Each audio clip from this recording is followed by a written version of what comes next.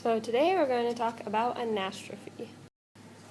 An anastrophe is just a reversal of usual word order. It helps create a dramatic impact and emphasizes an adjective rather than a subject.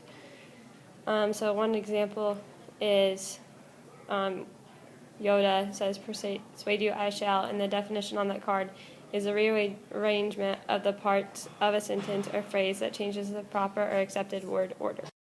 So one hypothetical example is shines the light through the foggy mist.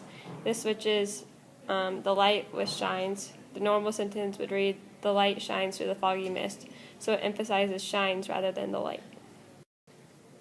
The second hypothetical example is he watched the tornado catastrophic and encompassing.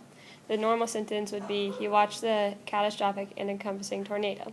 But since this uses an anastrophe, it emphasizes catastrophic and encompassing, which are the adjectives of the tornado. A real-world example of an anastrophe is in Star Wars, which most of you guys are probably familiar with. Yoda always speaks with anastrophes, and it kind of sounds like he's saying words backwards. So one example is when he says, the path to the dark side fear is. A second real-world example of anastrophe is in Natalie Dorsch's poem, Just Because.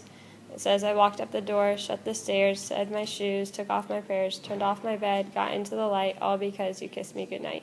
So she switches the usual word order and switches the clauses around to give you a different view of the poem.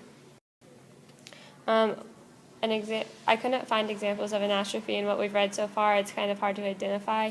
So I took an original sentence from Once More to the Lake and then changed it to how it would be with anastrophe. So the original sentence is, "In the daytime, in the hot mornings, these motors made a petulant, irritable sound." But with anastrophe, it would say, "In the daytime, in the hot mornings, these motors made a sound, petulant and irritable." So you can notice how changing the adjectives petulant and irritable from being normally before the word sound to after the word emphasizes them more. Second example, I did the same thing as the first and just took an original sentence from Shooting Elephants and then showed how it could employ anastrophe.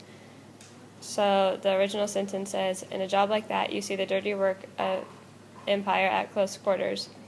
And then when it's employing anastrophe, it says, "The dirty work of empire at close quarters you see in a job like that."